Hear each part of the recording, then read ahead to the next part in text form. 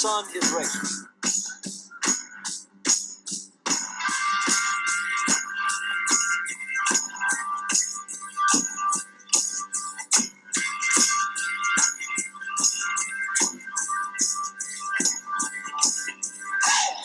Welcome, race fans, to another episode of the Rubbin' is Racing Daily Fantasy NASCAR Show. We have all your racing action this week. We're heading over to Dover for the Monster Mile and the AAA 400 Drive for Autism. The race segments this week will be at laps 120, 240, and then we run to the finish. Interesting fact here is in the last 8 races at Dover, Chevy has won 6 and Toyota has won the last 2 races. Of those 6 wins, number 48, Jimmy Johnson's got 3 of those bad boys. This weekend, yet again, we have another chance of weather, but the good news is it's only a 30% chance of scattered thunderstorms when we go racing Sunday at 1 p.m. Eastern on Fox Sports 1. Remember, guys, this is the switchover from the main network of Fox back to Fox Sports 1 for the next, month of broadcast. So we'll definitely get racing, and it just might get a little bit of a delay. With that said, Liehr, it's time to burn some rubber, baby. I know it's early in the morning, but do it to it, buddy. Well, the good part is it's 6:45 here in good old KC, and everybody's already up at the Liehr household, so I can yell as loud as I want to. Morning Rubber Monster Mile style, baby! Well done, dude. Well done. I'm glad we waited till this morning to film just for that. All right, buddy. Who do you have for us to burn some rubber this week? Man, there is no doubt. I mean, this guy's been the hottest driver on the circuit. Right. Number 78 team's just, like I said, been on fire from a real perspective out on the racetrack and from a fantasy perspective. Truex has been the leading point getter in the last 2 races, and I don't look for that trend to change at all this weekend. He starts on Sunday from the 2nd position, but my race vision is I see the 78 going out front, staying out front, and for the most part of the day, I just think he's going to be leading most of the laps. Now, will he finish first? I can't say that. I have a feeling that he's not going to win the race, but I have that sinking feeling that he is going to be again, just like last week, the dominator up front most of the race, and then somebody else, strategizes and wins it by happenstance. But again, I just don't see any other scenario where the 78 team is not the lead fantasy point getter on Sunday. He's definitely got a chance to lead the most laps again, like he did last week. This would be 2 consecutive races for Truex and the boys at the Furniture Row, number 78 team, to start second in a row. So the last time was here in the fall. This past race, he led 187 laps. Obviously, it's early in the morning, and got the win. His second career, he has 2 career wins here, 2 top 5s and 11 top 10s in 22 races. But he's also started second here in the spring of 2015 at Dover, where he finished 6th, but he ended up leading 131 laps. So the 78 team is definitely going to lead, in my opinion, at least lead over 150 laps on Sunday, and he'll definitely be a must-own in my opinion, and you definitely have to put him in your lineups. But it'll be interesting to see how the segment parts play out in this too. We've kind of seen where as of late it kind of really hasn't mattered, because whoever's on that first row, whoever gets the preferred position, whether it be the inside or the outside, that person just gets right back up front again. So it really seems like it just hasn't played that much of a role as of late. I think you did such a great job talking about why Truex is the play. I think this is a great chance for Poppa Watch, this week's Poppa Watch segment, to talk about instead of just rehashing why you'd want to play Truex, because I'm definitely on the Truex train. I think now it's time to talk about he who must not be named, and how he has also been a pivotal part of every lineup that you've needed to take down tournaments the last few weeks. It's just because both he and Truex and a couple of the other cars that we'll talk about coming up have just been dominating races. And now both of those cars are sitting on the front row this week. The Toyotas all looked really fast. I don't have a problem if you want to smatter across the Toyotas, but I think the preferred lineup that a lot of people are going to be using, even in GPPs, are going to be to take both guys on the front row in Truex and in He Who Must Not Be Named, also known as Rowdy. I think we're okay to call him Rowdy now. We just can't mention him by his real name. But we've seen JGR coming around, turning it around. He and his fellow Death Eaters have actually started rolling well on the track. I think that's going to be a situation where you're going to want some exposure to those JGR cars.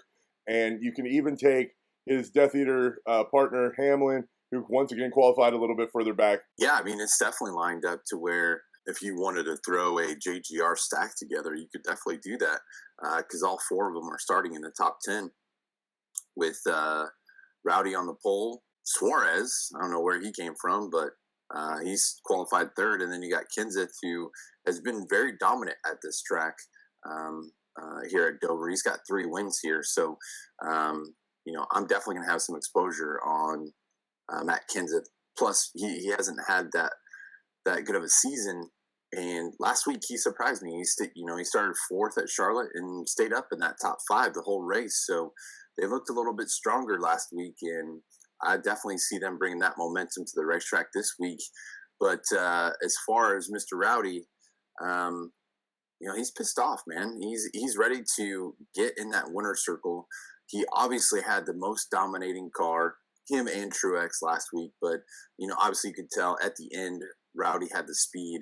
But he definitely should have been the winner last week instead of Austin Dillon. By the way, congratulations, Austin Dillon, on your first career win. Even though it was a strategy move, you didn't necessarily have the best car, but that's not what matters. It matters who crosses that finish line first on that last lap. So, but congratulations to him. It's awesome to see that number 3 back in the winner's circle again. It takes me back to when I was a lot younger, and we had Senior that was driving the car, but I look for Rowdy to just come out tomorrow and also try to kick the tires as well, because if he's not going to be in first, he's going to be in second. So I don't look for that car to fall back or have any issues or anything like that. I look for him to also try to come out and be dominant as well. So I'm right there with you, where I think a lot of people will probably roll 1, 2. And as we saw last week in the winners, most of the winners, you had to have quite a few dominators that were, it was split up between the 3, between Harvick, Kyle Busch, and Martin Truex. Mm-hmm. And, with another 400 laps here, I think it could be the same kind of situation between having between 2 to 3 dominators in this race. Yep, and one of the other potential guys that I have is my burning rubber pick, and we've been on him for a couple weeks, but it's a guy that I think that the field is going to be under-owned on, and that is Kevin Harvick, who disappointed a little. And we've been, quite a bit last week, as he didn't lead enough laps to warrant his salary. Like I said, we've been saying it for weeks, and he hasn't hit yet, which means the propensity for this driver, as good as he is and as good as his equipment has been showing to be, he should hit. So I'm going to go back to the well this week. First, he's a place differential place starting 18th. And secondly, I suspect this car will be running great today in practice and can possibly contend for a win here. He dominates this track at Dover. He's led hundreds of laps here. I really like this Harvick car, and I'm afraid that the entire community is going to jump off after what he did to him last weekend sitting on the pole. And between that and him being back in the pack, honestly, there's a great group of cars here in this range. We've got him, Logano, McMurray, Jimmy's back in this group. They're all in this grouping, and you're going to have a couple of these place differential guys at least, on down to Jamie Mack. And, I think they're all just variant on which car's a little bit better that actually has a chance to win. I think Harvick or Jimmy are those cars that are starting a little bit further back that have the chances to win, but I think Harvick's going to carry the lowest ownership percentage, and that's why I'm on him at the 10-1 price tag. Liehr? No, I definitely agree with you, man. Harvick's going to be moving up to the front very quickly, but I'm when it comes to that kind of thing, it's going to definitely be instrumental to watch today as far as the practice times and happy hour and fastest 10-lap average, because it depends on what kind of tournament that we're talking about here. But if you're going to go GPP style, if any of those guys, the guys that start from that 10 to 20 range, or even a little bit latter, like Clint Boyer, if those guys have top 5 laps or 10 lap averages, you may see their ownership percentages kind of skyrocket when it comes to tournament time on Sunday, just because everybody else, will see that they have fast 10 lap average times. So I'm definitely going to have exposure on these types of drivers back here, just because of the place differential and how many laps that we have here. But I mean, Harvick's ran here 32 races. I mean, he's been driving on this course for a very, very long time, and he definitely has had a little bit of struggles. Last year in 2016, he finished 15th and 37th. After both starting 6th or higher in both of those. So he's got an average start of 16 point, an average finish of 15, which, I do like Harvick just because I think that he's on that cusp of breaking out of this kind of little funk that they're in. I still think that they're trying to get stuff figured out, but, I thought last week that they would have, obviously you guys know that he was my burning rubber. And I thought he was going to come out and just dominate, and it didn't happen. But he did lead some laps, just not to the magnitude that I was anticipating he was going to do. So, no, I see him getting towards the front, man, and he'll definitely be a big place differential guy. Hopefully he can get up front and lead laps if you're going to stick him on lineups, because you're going to need that at his price point this week. I was fairly close to being spot on my pick last week with Jimmy Johnson until he ran out of gas on the last lap. So, I like place differential is fairly easy to see, and I had this being a top 5 car easily, and that's almost 15 points place differential plus the top 5 point finish, and that's if he's not leading laps. And I have that car dominating. We clearly want to spend some money again this week, especially with the Truex Harvick combo, or if you're Jimmy in it, or if you're going Rowdy. Or if you want 3 of those guys, it's going to get expensive. So, Liehr. Now I know, if you look a few weeks back at the Kansas race, I recommended AJ Allmendinger and Poppa. Basically, obviously he didn't pay off, and Poppa, gave me the ixnay on putting him on our lineups. But I tried to convince him so much that he let me put him on there. But last week he was definitely a must-own play.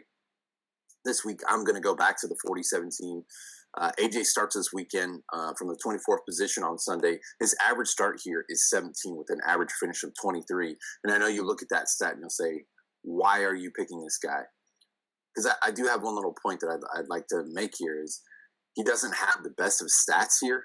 But the reason I went with the 4017 was for just this one reason, and this one reason only, and is his tremendous value. And that's the name of this segment, is the value segment. Last week he started 26th and finished 18th, scoring 42 points at a $6,700 price point. This week he's $500 cheaper. He's $6,200.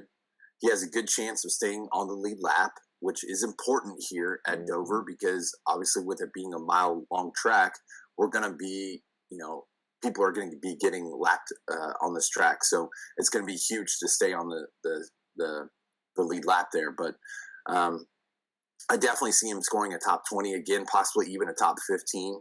And for his salary this week, it's a no-brainer, along with his JTG Doherty racing partner and Chris Buescher.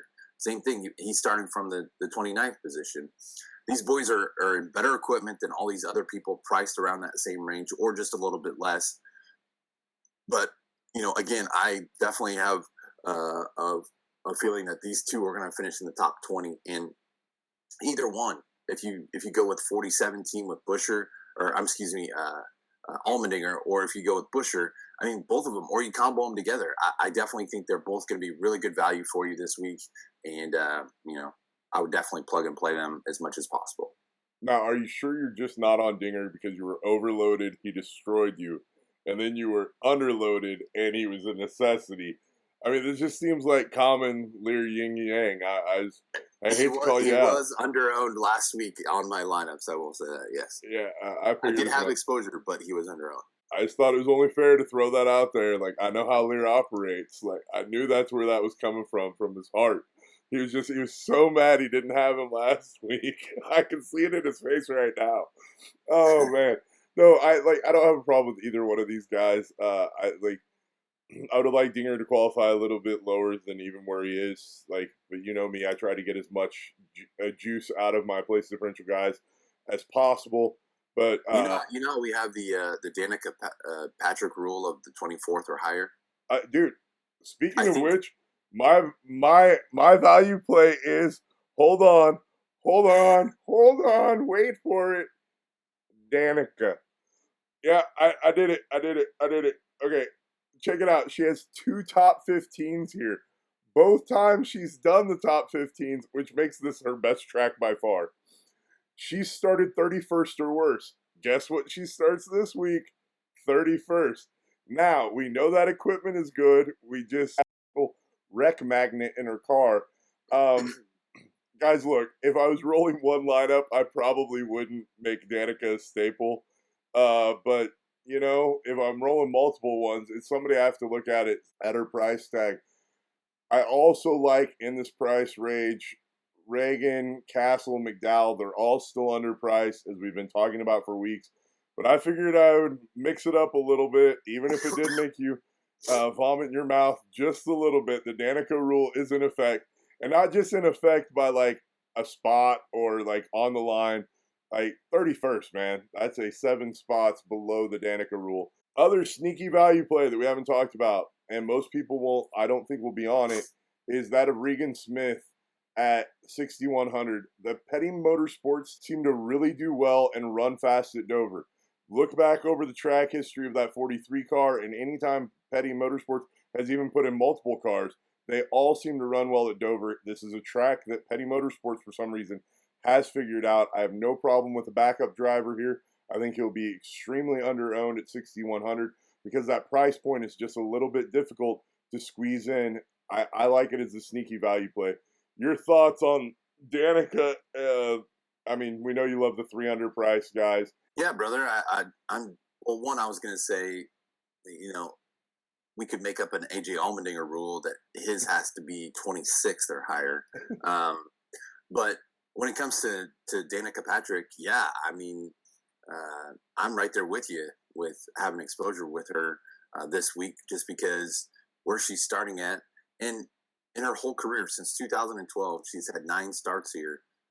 She's never finished worse than 29th, and that's already 2 spots ahead of where she's starting.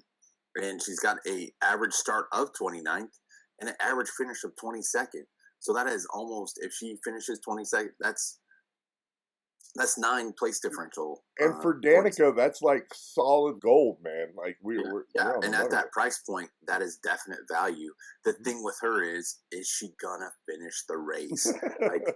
That's the only question mark, because she has had a nice little streak here where she obviously hasn't, and that's a problem. Your driver has to finish the race, but it's almost at that point though too, where we even had wrecks last year where there were a lot of cars caught up here at Dover. So, we could easily be looking at double-digit cars behind the wall this weekend. And that would automatically put her in a positive place differential, even if she doesn't finish at that 31st spot. As long as she avoids the first couple of pile-ups. Yeah, no, this is a track, guys, where in the past few races, we've had 6 cars, 12 cars, 16, and I believe 8 on the lead lap when we go to the checker flag. So there are going to be a lot of cars laps down and wrecked out of this track, even when there are low cautions here. So that is something to take into account. As far as the Regan Smith play, real quick, no, I agree with you. The 43 team, it's just like that number 88 team at Phoenix. For some reason, that car and that team just performed very, very well at Phoenix. And it's the same thing with Richard Petty in the 43.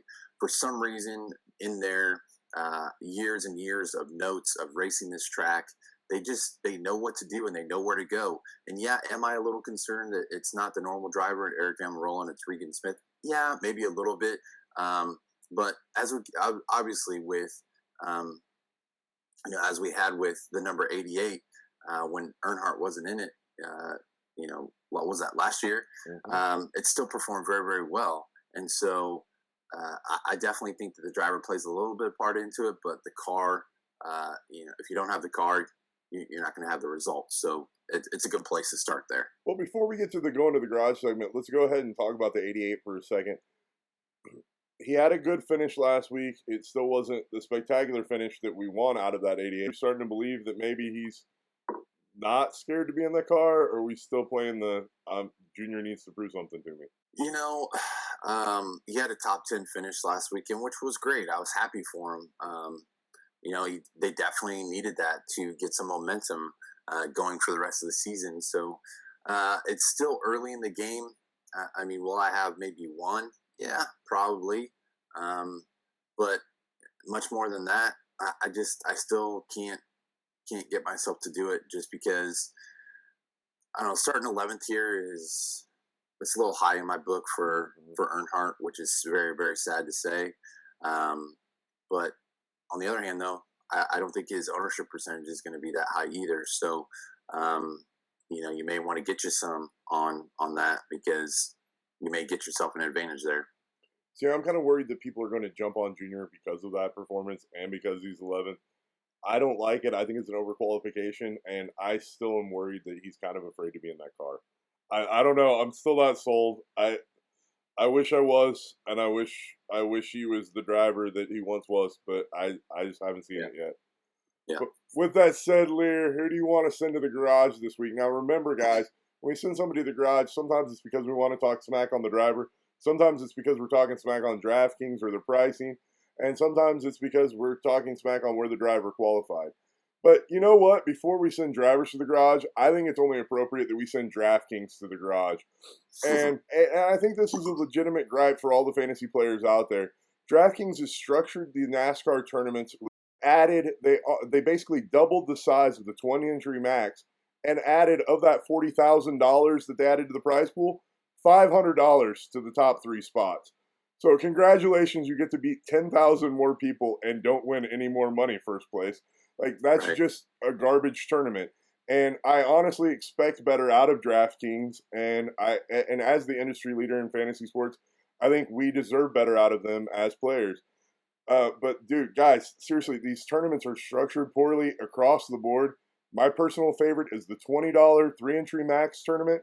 It's the one tournament that's structured properly. That and the 333s and the 150s.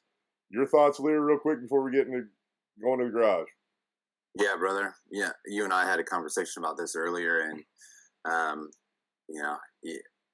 got pretty emotional over it, because I know it means a lot to you, because we put a lot of time and effort into this every week, and it's just disappointing that the platform that you have just doesn't give you the support that you try to do every week. And especially when we've got one format that's going each week and it's working, and then they just go in and just change it all up again. So regardless if that's tournaments that they put together, or salaries, because now they're dipping down past that $4,500 Mendoza line. Now it's $4,300 with some of the guys who got racing this weekend. But the tournaments, this is like, okay, I understand DraftKings, you have to have rake because you have to have money to make your business go. But when you guys do that kind of thing where you double up the field size and then you don't get it on the back end to the players, it makes me not want to play. And the same thing with the Beast this weekend. Last week, it was how many? 44,000, and now it's 30,000 this week. But first place prize, which was 50K last week, is now half of that at 25K. So it's just kind of like, where's the rest of this money going? Oh no, it's going to paying like spots that shouldn't be paid to begin with, and like, and I'm sorry guys, I don't like the expanded payout structure where we pay out more than 20%. Gives everybody like less than double their money in a GPP. I personally think that's killing the industry right now, and I hope DraftKings, being the leader that they've been and doing so many awesome things for fantasy sports, figures this out and solves this problem quickly. Because I am a fan of DraftKings, but what they've been doing, man, is just it really breaks my fantasy heart, and it breaks my fantasy NASCAR heart, because I'm worried they're killing the industry. And I know we didn't really talk about it that much last week, but the qualifier this year, which is $200,000. but instead of, what was it, 20 people last year in 2015? Yeah. Excuse me, 16. This year it's going to be 25, and then now instead of flying everybody down for a live final at Miami Homestead, it's not going to be a live final, but it's going to be like the classic, divisional round. Every single time you drop 5 players starting from 25 down to 5, and of course they have to end it on a one restrictor plate. On a restrictor plate race, where it's one of the most unpredictable races, where you are going for a $50,000 first place prize, and you're telling me that you want people to come to this from skill versus when it's on a restrictor plate track at Talladega, where it's always an unknown. I think that's horrible. So. Right, no, you get to advance through like some predictable tracks, and I actually love this format, even if you're not going to go to a live final. I think it's sort of converging like season long and daily fantasy at the same time. The problem, more down to skill. Right, which adds to the skill level for the skilled players out there. But then once you've done that, you throw in the ridge at the final for the final 5 of the most unpredictable and most random track that. I don't know. Anyway. So DraftKings is our first going to the garage pick this week. Who's the driver that you're sending to the garage? Well, I want to be rolling with number 41, Kurt Busch. He's had a very tumultuous season so far in 2017. The Daytona 500 winner had a decent week last week at Charlotte, scoring 46 fantasy points. But his totals don't cut for a driver who costs $8,300. Although he scored one of the worst outings of the season at the Food City 500 at Bristol, which is a little bit similar track to what we're going to be racing this weekend at Dover. He only scored 9 fantasy points. This week he's starting from way too high for my liking. He's starting from the 6th position, and there are guys that I would rather spend my salary money on this week than Kurt Busch. He does have one career win here with an average of start of 11th and an average finish of 18th. So, unfortunately, Kurt Busch, I don't see it this weekend at Dover. Although they did, like I said, run well last weekend at Charlotte. But Stuart Haas, I'd much rather have Clint Boyer in the number 14. Starting from 22nd, then Kurt Busch starting 6th, and obviously Kevin Harvick and Danica Patrick. So the only Stuart Haas driver I want to avoid this week, and with all other drivers, would be Kurt Busch. Well, I agree with you on Kurt Busch, and I know we're running a little long on time because Liehr's got somewhere he's got to be. So I'm going to get right into my going to the garage pick. And guys, I'm doing the same thing. I'm sending Suarez to the garage. It's a simple overqualification. And as we said before, Dover's a tough track. It's a lot of the drivers love this track because of how tough it is. I just don't want a rookie here, especially starting in the top 5. Like that is there's too much of a potential for him to go negative, and I don't want a piece of him. I think it's an easy fade, even though I love those Toyotas and they're running fast. Liehr? Yeah, Suarez has done very well lately, and I was all over him in my lineups last week, and he paid off for me, which was nice. But of course, he was starting from the 20th position, and qualifying 3rd for tomorrow's race. I mean, that just tells you how these guys are starting to come along and blend together. When you get thrown into a situation like him, where you've got to fill in for a guy that just all of a sudden just ups and leaves in Carl Edwards.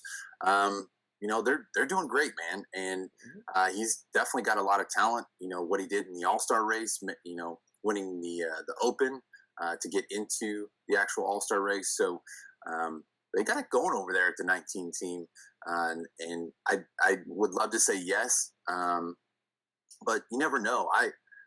I may have just a tad bit of exposure to Suarez just in case what if he stays in that top 5 all day, and at his salary point, that's definitely going to pay off. So, I may have a little bit of exposure to him, but overall, generally, will I have as much exposure as I did last week where I was plugging him in every other or every lineup? No. Oh, Liehr, that was one of the nicest ways to be like, I agree, but don't really agree, and I'm going to roster a couple. That was really nice of you this morning, man. I appreciate that. Is my politically correct way to go around it. Oh, there you go. Well, we don't need to be too politically correct on this show.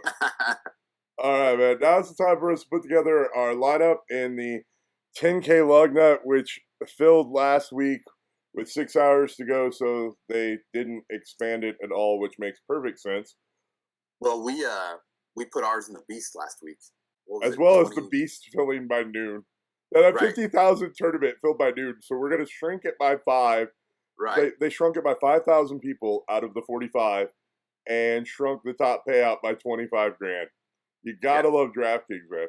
It's disappointing. Yeah. Where do we want to go with our lineup, brother? Well, here's the other thing that I want to point out too to people is, so look at the top end of these salaries. Okay, the guy that's been the most dominant recently in NASCAR, which is the real NASCAR, has been the 78 team, but he's 6th in salary. That makes absolutely no sense. I'm plugging in Martin Truex all day, every day. Yeah, the only concern here is if you're trying to be cute and are worried about ownership percentage of some kind. Every time we try to figure out ownership percentages in NASCAR, percentage be damned, score the points. Right, exactly. I was getting there. It's just early in the morning still. I'm a little slow. I think it's a good opportunity to do the double dip of the front row, and I just really like that strategy this week. I mean, those 2 cars are balling, and I have no problem with rostering both of them. So I'm going to choose he who shall not be named, and we will put Rowdy on this team. Real quick before we get any further, just a quick side note. Your thoughts on his post-race interview? Dude, here's the thing. Was it a temper tantrum? Absolutely. But as someone that has competed in the top of anything, I completely understand.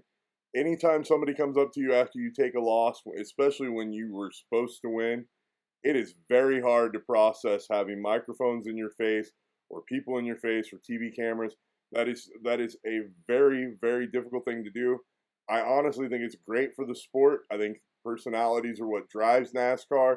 It needs more of it. And to be honest, if everybody wants to label that was close. Everybody wants to label Rowdy, he who must not be named, as the villain. I think he has no problem with it because he knows he's one of the best drivers out there. He's fired up, and he knew he was the best car and should have won that race. And instead, a clever pit decision got Austin Dillon the win, and he got upset. I can't say I blame him. What are your thoughts, man? Were you upset at him being a little bit of a pissy panda? Well, I little bit of social media this week. I gave him a little bit of a razzle dazzle, but it's just one of those things where, okay, man, you're a veteran, okay, and first and foremost, you're a father.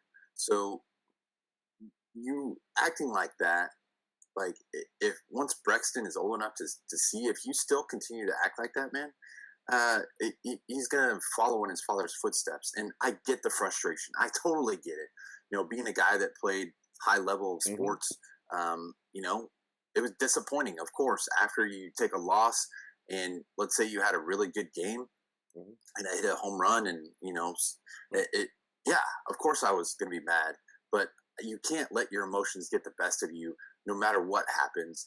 And it makes you look bad. And for me, it's one of those things to where, look at Martin Truex, for example. The guy's been racing NASCAR forever. He's had to work his way up from each, level, just like Kyle Busch. Except Kyle Busch had a little bit of help because his brother was also a NASCAR racer. But the guy always holds his emotions in check, regardless of, remember last year at Kansas, he led and dominated that race. And they had that issue. And of course, afterwards, he's like, oh, I'm frustrated and so on and so forth. But he didn't act like a kid, man. He went out there and did his job as a NASCAR racer and promoted the sport well. But on the other hand, too, I see where he's coming from, because what makes it more interesting if you don't have somebody that is the complete opposite, somebody that's always going to rile up people and basically conjure up controversy, and you always have to have somebody from the opposite end. And by God, I guess that is number 18 in Rowdy. So, Say you what you know, want, but the man is a marketing genius. yeah, He has some yeah, of the best sponsors that literally fight to put ads on his rides, whereas other drivers are getting ride sponsors cut from them. Rowdy has people fighting to get on that car with Snickers, Skittles, Reese. Oh, that's Harvey. yeah. But yeah, I mean, I think he understands what it is and understands that as long as he's the villain, he'll and throws temper tantrums and fights people when they're mean to him, and like that's who he is. Like as long as he's being who he is, he's gonna make money and be a key of the sport. And I think it's genius. It's kind of clever. But really quick, we do got to move forward. But I do want to say I did watch the footage that Earnhardt Jr. had tweeted out with him walking and tripping over his own Oh, feet. dude, I that don't know was if you hilarious. saw that, but I love that. So. Junior did get him pretty good. All right, dude. So we have 74-25 left. We have Truex and he who should not be named, who apparently Liehr gave the father talk to. Well done, Liehr. I like that. All right, where do we want to go now, buddy?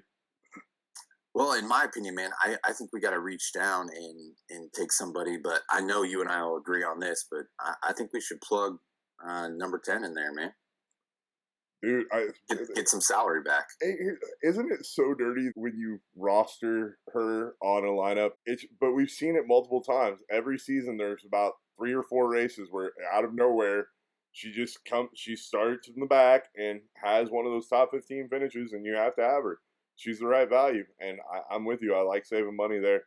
Now the question, this is where you start getting into question territory of what strategy you want. Do you want to punt again and reach back up, or are you comfortable spending in the 7-9s range?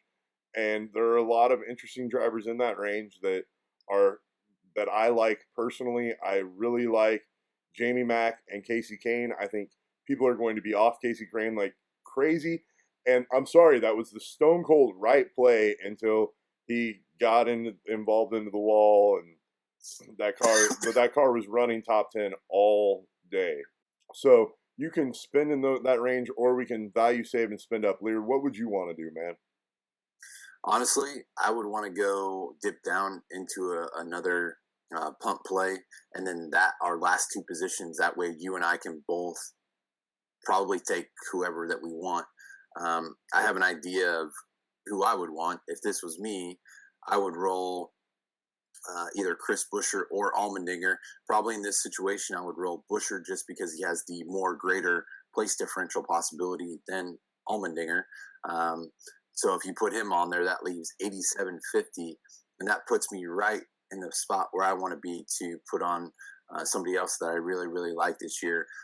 And here's the other kind of swerve there too, is I will also probably throw on another minimal pump play and go all the way back up and get either Harvick or Johnson or Kenseth and go with that 3 dominator or 3 large name. That may be what I'm doing. No, I was. But in this situation, I would want to go Chris Buescher, and then I would want to throw Clint Boyer on there as my final pick. Dude, you know what? And it works out perfectly that I'm gonna go right below you, and I'm gonna just play Blaney, and we're gonna call it a day and max out salary. Now, the way you would get if you're larger field GPP want to get cute here, I would have 0 issues throwing Jamie Mack or Casey Kane on here and leaving salary. But I just like the Blaney play. He's starting back as well.